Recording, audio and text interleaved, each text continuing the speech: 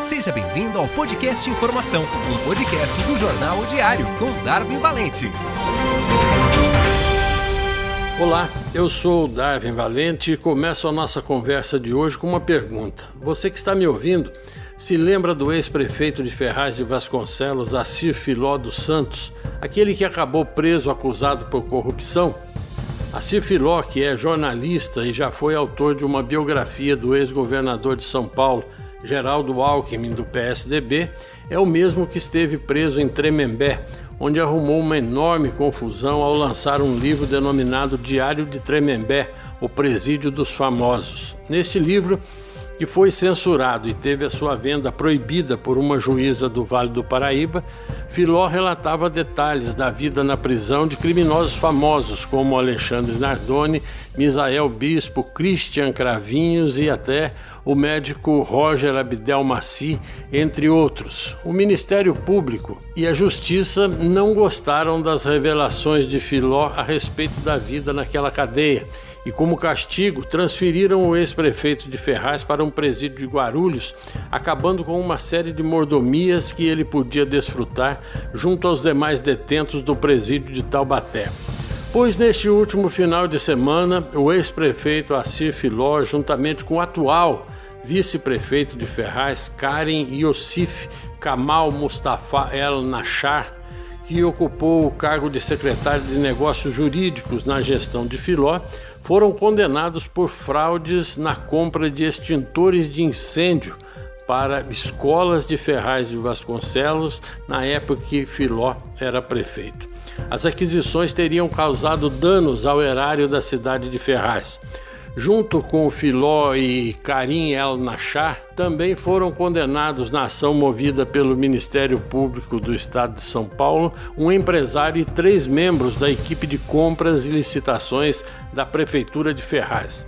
A penas impostas aos réus variaram de 5 a 9 anos de detenção, mas a condenação não ficou só nisso não.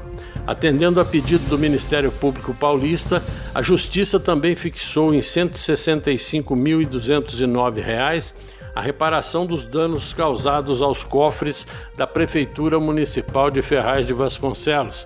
O valor deverá ser pago em conjunto, ou seja, solidariamente por todos os réus. Isso significa que caberá a cada um deles algo em torno de R$ 27.534. E a denúncia contra o ex-prefeito indica que durante o seu mandato como chefe do Executivo de Ferraz de Vasconcelos, entre 2013 e 2016, Filó teria coordenado um esquema criminoso para fraudar licitações e desviar dinheiro público. Segundo a denúncia do Ministério Público, o tal esquema se caracterizava pela nomeação de pessoas de confiança de Assir Filó para cargos em comissão, de secretário e para atuação junto ao Departamento de Compras da Prefeitura.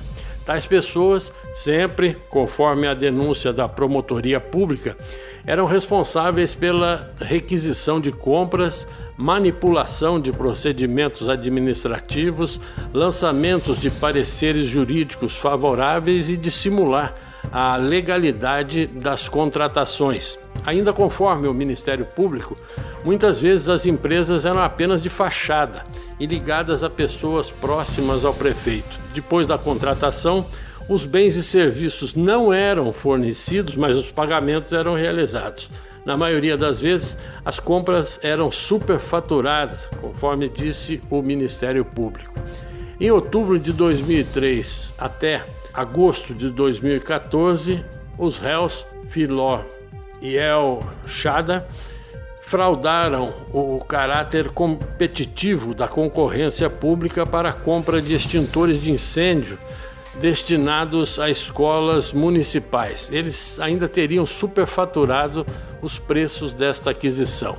Além de Filó e Karim El Nachar, foram condenados Eriton Rodrigues da Silva, Paulo Hermógenes Pereira, Márcia Soares da Silva e André Jimenez da Silva. Esta é a segunda condenação de Assir Filó e de El Nachar por ilícitos praticados durante o governo do ex-prefeito em Ferraz. A Acusado de fraude em licitação para a compra de medalhas e troféus, Filó foi sentenciado a 5 anos e 10 meses de detenção em regime inicial semiaberto. Já para El Nachar, a Justiça determinou pena de 4 anos e 8 meses de detenção também no semiaberto. Filó está preso desde abril de 2017, enquanto o atual vice-prefeito foi afastado do cargo em 18 de setembro daquele ano, mas não perdeu os direitos políticos e conseguiu se eleger vice-prefeito atual de Ferraz de Vasconcelos. O Grupo de Atuação Especial de Combate ao Crime Organizado, GAECO, do Ministério Público de São Paulo, já ofereceu 10 denúncias contra o ex-prefeito Assir Filó, que responde também a mais de 20 ações de improbidade administrativa, algumas já com sentença condenatória. E vamos falar um pouco de eleições municipais. E aqui vai um alerta para os eleitores que estão em situação irregular junto à Justiça Eleitoral. O dia 6 de maio próximo é o prazo limite para os eleitores que tiveram o título cancelado regularizarem sua situação perante a Justiça Eleitoral. Só assim eles poderão votar nas eleições municipais para escolha de prefeito e vereador que acontecem em outubro deste ano. A inscrição eleitoral será restabelecida por meio da revisão do título a ser feita no cartório eleitoral ou posto de atendimento.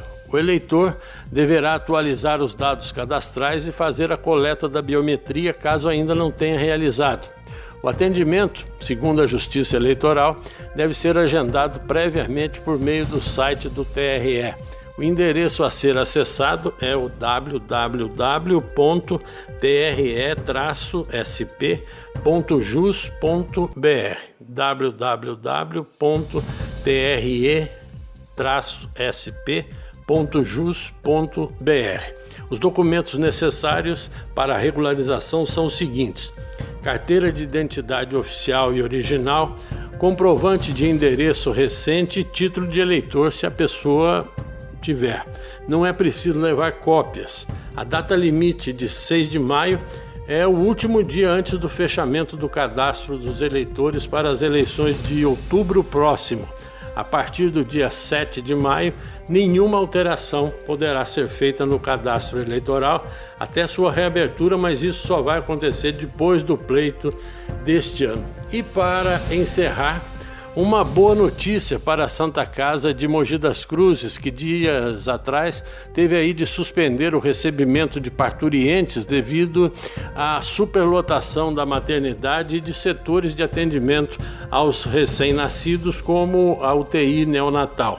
O ministro da Saúde, Luiz Henrique Mandetta, baixou portaria habilitando 2 leitos da Unidade de Cuidado Intermediário Neonatal Canguru para a Santa Casa de Mogi, cujas despesas serão cobertas com um orçamento de R$ 98.550, recursos estes que virão do próprio governo federal. O Fundo Nacional de Saúde vai adotar as medidas necessárias para a transferência desse dinheiro para a Santa Casa, regular e automaticamente também cuidar deste valor em parcelas mensais, mediante processo a ser autorizado pela Secretaria de Atenção Especializada à Saúde. A unidade de cuidado intermediário neonatal Canguru é destinada aos bebês recém-nascidos com peso muito inferior ao da normalidade. O setor permite que as mães fiquem ao lado dos filhos enquanto eles estiverem internados nessa unidade, que é considerada uma espécie de mini unidade de terapia intensiva, uma mini UTI, na qual a criança permanece sob cuidados médicos permanentes até alcançar o peso ideal. O médico e ex-secretário municipal de saúde, Chico Bezerra, que também presta serviços à Santa Casa, considerou a abertura de vagas como muito importante, em razão principalmente do problema da falta de leitos que vem ocorrendo nos últimos tempos na Santa Casa de Mogi. Ele também considerou o orçamento de R$ 98.550 como satisfatório, já que, segundo Bezerra, a tabela do Sistema Único de Saúde, o SUS, não costuma suprir os reais valores dos serviços prestados por hospitais e outros setores de saúde em geral. O médico Chico Bezerra também fez questão de destacar para a coluna Informação outra boa notícia para o setor da saúde pública, esta vinda do governo federal. Segundo ele, o presidente Jair Bolsonaro autorizou na última semana o funcionamento dos postos municipais de saúde até às 22 horas, sem a necessidade de que eles sejam reclassificados na hierarquia do SUS, como acontece atualmente. Os postos de saúde municipais poderão atender ou estender os seus horários até às 10 horas da noite, facilitando dessa forma o atendimento às pessoas que trabalham durante o dia e não têm tempo para procurar atendimento médico para elas próprias ou para seus familiares, até às 17 horas, que é o horário normal de funcionamento da maioria das unidades básicas de saúde nos dias de hoje. Para o Chico Bezerra, além da ampliação do horário de atendimento, a outra vantagem da medida é o fato de que o funcionamento, além do horário normal, será bancado com verbas do Sistema Único de Saúde. A medida do governo federal deverá entrar em vigor a partir do próximo mês de abril deste ano, portanto. Eu sou Darwin Valente e posso voltar a qualquer momento ou amanhã com novas informações neste novo canal da coluna Informação do jornal O Diário de Mogi. Você acabou de ouvir Podcast Informação, um podcast do jornal O Diário com Darwin Valente. Até a próxima!